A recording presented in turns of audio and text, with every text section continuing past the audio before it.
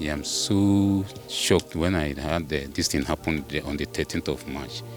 I went out, came back to meet that the everywhere was on fire, and I picked my wife and my children and I left the place, only to discover that the whole house burned down.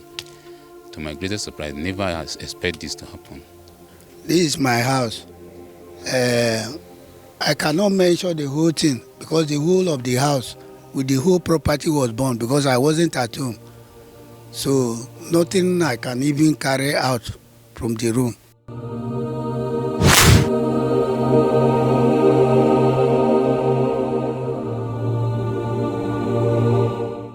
Neighboring communities in Obi and Otukpo local government areas of Benue State have lost it all. What began like a peaceful protest over electricity became a communal crisis that claimed several lives and destroyed property worth millions of naira. Everything that I labor for so many years, I lost everything. I don't even pick anything. Even the clothes I'm wearing is people that gave it to me. I don't have anything as I am like this. Run out without taking anything unexpectedly. They come and burn the house. So we are suffering, that is so. Where do you stay now? Where do you live? Where do you lay your head? So anywhere at all we see, any one person will remain. We just go and lie there. We have no place to sleep. On March 13, 2023, youth from Obi marched to an electric isolation point located in Otukpo local government area in a drastic move to restore power after experiencing blackout for days. That very day they used, with an agreement with the other community, Ojantele, that they will go to the point and check for themselves. The youth from this community went there with a pure heart.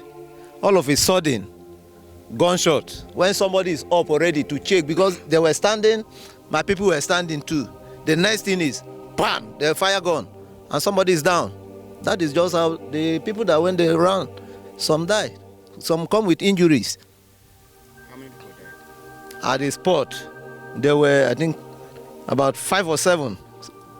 That very day, 5 died instantly. Youth from Otukpo, however, gave a different account of the story. Lie. There's nothing like that. If they are in peaceful protest, then what will lead to problem? When they came, I told you we discussed with them, we begged them go back, so that tomorrow we'll go to the NEPA office. Understand? And one of their prominent man came all the way from Atakpa, begged them go back. They said no. They know that the man is fearful. Why the man they fear? Then they are prepared for everything. I get what I'm saying. So it's not a peaceful process at all. The transmission company, Jos Electricity Distribution PLC, whom some people blame for the crisis, denied responsibility.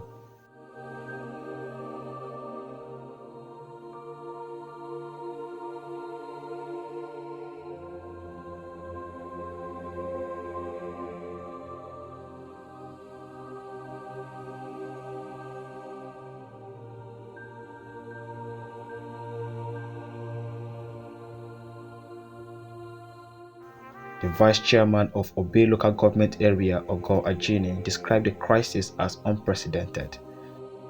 Because the Ijegu, Ojantele,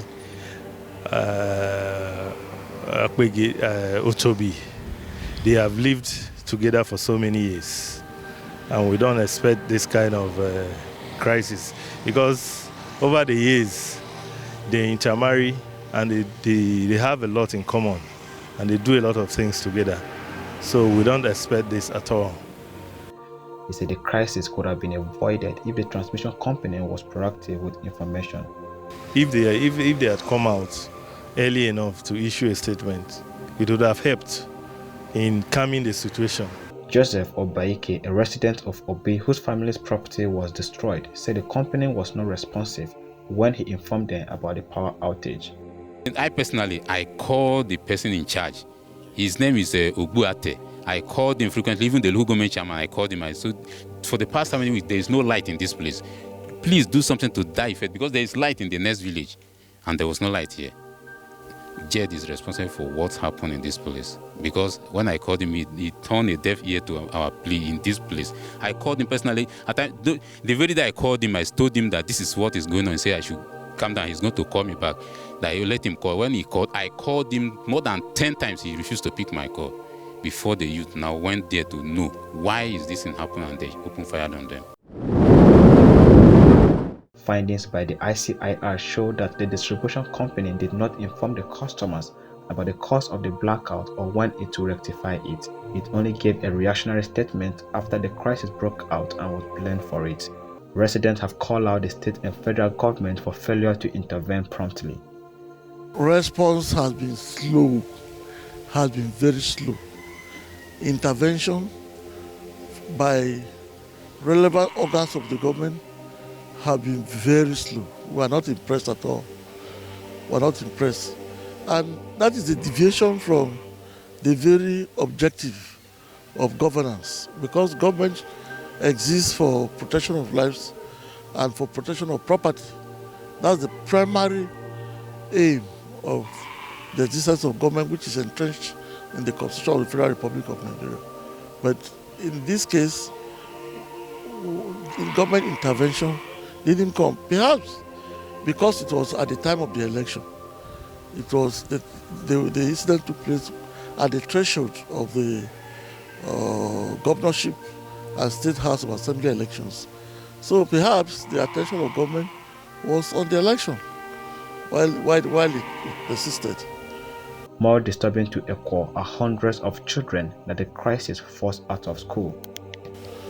Our major concern is the fact that the children could not write second term exam in the 2022-2023 academic session, which their colleagues in other schools in the Federation took.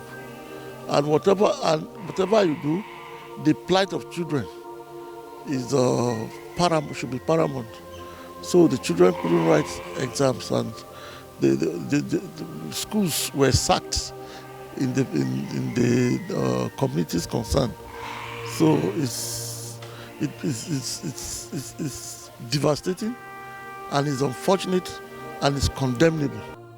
A 2022 UNESCO report put Nigeria's out-of-school children at 20 million. More than 40 schools have been shut down in Benue State due to insecurity, according to the State Commissioner for Education, Tanongo Sawan. In an exclusive interview with Special Advisor to Benue State Governor on Security Matters, Paul Hemba condemned the crisis and the youth for taking laws into their hands. Well, the position of government is that the issue that degenerated into this crisis, that of electricity, was quite unnecessary. It's something that could have been sorted out. The electricity company would have been invited to sort out that problem amicably without necessarily resulting into violence between the two brotherly communities. This shows that the issue of people taking laws into their hands, or even public utilities like electricity, tampering with them without resorting to the companies themselves, should be discouraged. That is a crisis that it's a problem that the Jos Electricity Distribution company that is responsible could have been invited to weigh in and resolve the matter, not youths of the community tampering with the distribution lines or the transformers, and then one community accusing the other of denying them electricity, which is at the bottom of the crisis. So I feel the position of the government is that the crisis could have been avoided in the first place if the right thing was done. He said government was deeply concerned about illegal possession of arms in the state. We also continue to encourage them to avoid resort to arms, and if possible, we are tinkling. I mean, we are looking at another possibility of another amnesty program to try and reduce the number of weapons in their hands. So my message remains for these youth to remain peaceful, patient with whatever authorities, and not resort to violence, destruction and killing, as it pays no one. So you talk about amnesty program. You are the general businessman, so I don't know how possible that would be. Government is a continuum. If we make those recommendations at the end of this dialogue that is going on, we hope the incoming government will look at the report and also implement some of the resolutions that will come out from it. With little or no humanitarian assistance, what matters most to thousands of displaced persons is no longer electricity alone, but how to meet the basic needs of food and shelter. If the government can help me for my house, to help us, I will be grateful. Because we don't have anything. Even food, houses, everything, we lost it. If anything, if government can do anything, we will appreciate.